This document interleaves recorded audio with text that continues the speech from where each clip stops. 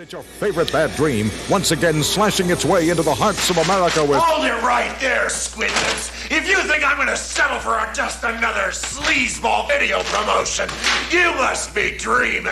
Once upon a neon-soaked time, before Google ruined our ability to feign ignorance and Rotten Tomatoes gave us too many opinions, there existed a magical, mullet-ridden decade known as the 1980s. It was a time when kids roamed free, adults smoked indoors without shame, and movie studios marketed R-rated horror films to children like it was a public service. Back here, young lady. You're not going anywhere till you finish your food. The 1980s were not just the golden age of slasher flicks and gory practical effects. They were also the golden age of absolutely unhinged movie marketing. Studios, fueled by blow, Reaganomics, and the rising power of the VHS tape, did what any self-respecting capitalist fever dream would do. They made horror movies scarier before you even saw them, starting in the aisles of your local Blockbuster. Or your creepier friend's uncle's video rental store. That's Dawn of the Dead. That's Night of the Living Dead. Don't forget Day of the Dead. Yeah, I was just getting to that. Let's peel back the mask, sharpen our Freddy gloves, and take a blood-soaked stroll down the VHS aisle of misfortune. That's Friday the 13th. Friday the 13th, Part 2. Friday the 13th, Part 3. Friday the 13th, Part 4. And Friday the 13th, Part 5. That's Halloween 1, Halloween 2, and Halloween 3. That's Death Wish 1 and Death Wish 2. Remember walking through the horror section of a video store as a kid in the 80s? You were just there to rent the Goonies, and then bam! There was a decapitated nun holding a crucifix in one hand and a chainsaw in the other. Enter Silent Night, Deadly Night, a Santa Claus climbing out of a chimney with an axe. Merry Christmas, Timmy. You haven't done anything naughty. No, Santa Claus. Are you sure?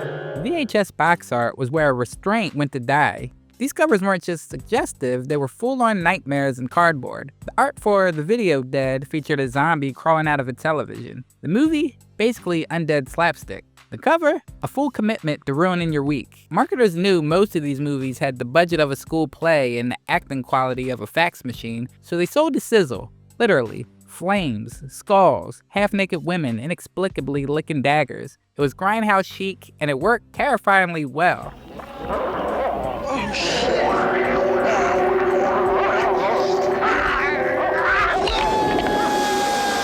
Even if you've never watched Chopping Mall, you remember that killer robot arm holding a shopping bag filled with blood. It wasn't at all an accurate representation of the film, but so what?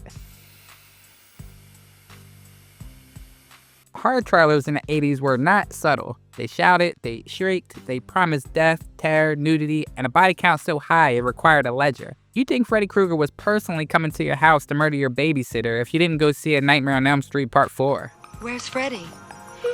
He's not home. Take, for example, the infamous Texas Chainsaw Massacre 2 trailer. It features chainsaws, screaming, and ominous voiceovers like "The Buzz is back." Somehow this convinced people it was a serious horror film. It was not. It was a dark comedy featuring Dennis Hopper wielding dual chainsaws like he was in The Matrix, Texas edition.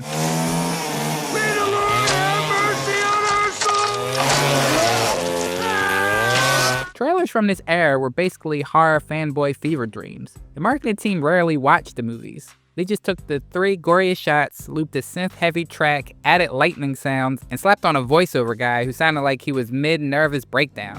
Fear visits many places, but this is where it lives. The nesting. In the trailer for The Nesting, the narrator seems to be deliberately avoiding any direct description of anything. Nobody ever gets around to mentioning what's nesting exactly, but it's the terror that hides inside your mind. And then, you're all alone. It's the terror that hides inside your mind. The Nesting, rated R. Let's not kid ourselves. Half the people watching a Friday the 13th sequel were underage and undersupervised. Studios knew it, and they leaned into it with unholy glee. In a few short years, we would get toys, trading cards, and comic books, all based on R-rated gore fest. What could possibly go wrong? In 1986, Rambo had his own Saturday morning cartoon. Naturally, Freddy Krueger got one too. Freddy's Nightmares, a syndicated show that was basically Goosebumps on acid, airing just after cartoons wrapped up. I always wanted to be on TV. Maybe now they'll give me my own show. Somewhere, a child choked on their Cocoa Pebbles watching Freddy crack wise about slicing people's intestines. Can I come in?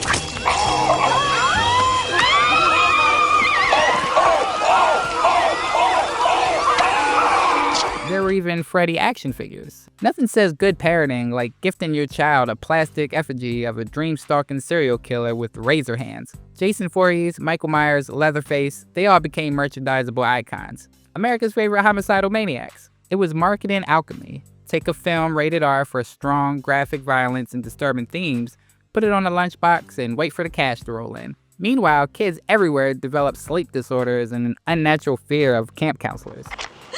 Say no to drugs.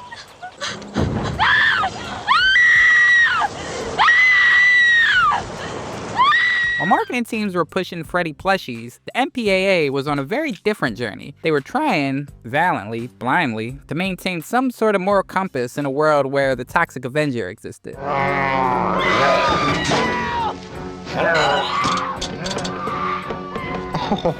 No ticky, no washy. The 1980s saw an absurd cat and mouse game where horror filmmakers try to get an R rating by just barely hiding the worst bits in trailers and posters, only to unleash a blood tsunami in the actual film. Studios would submit their movies 6, 7, even 10 times to the MPAA, trimming a few decibels of screams or milliseconds of eye gouging to avoid an X rating. Meanwhile, their trailers were promising the exact opposite. So gory, the government tried to ban it. This was not only untrue, but also deeply appealing to rebellious teens everywhere. Ironically, the more parents panicked, the better horror movies sold. PTA groups and religious watchdogs decried films like Silent Night, Deadly Night, claiming they were warping young minds and ruining Christmas.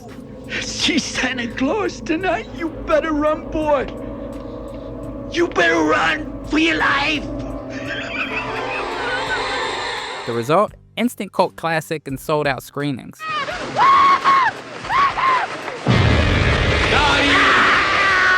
In the UK, the video nasty panic led to dozens of low-budget horror films being banned outright. Nothing sells like forbidden fruit. Titles like The Last House on the Left and The Evil Dead were catapulted to legendary status simply because someone told them not to watch them. The marketing teams, they leaned into it like a drunk prom date. Banned in 14 countries, screen posters. So shocking it was removed from theaters. Never mind that the only thing shocking was the acting.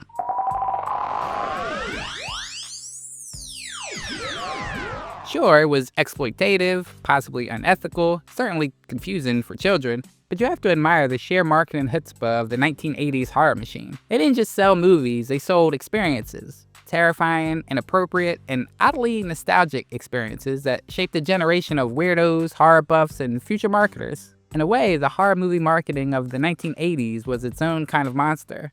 Shameless, loud, dressed in neon, and always ready to jump out at you from the corner of the video store. And honestly, we all seem to be into it. Once again, guys, thanks for watching.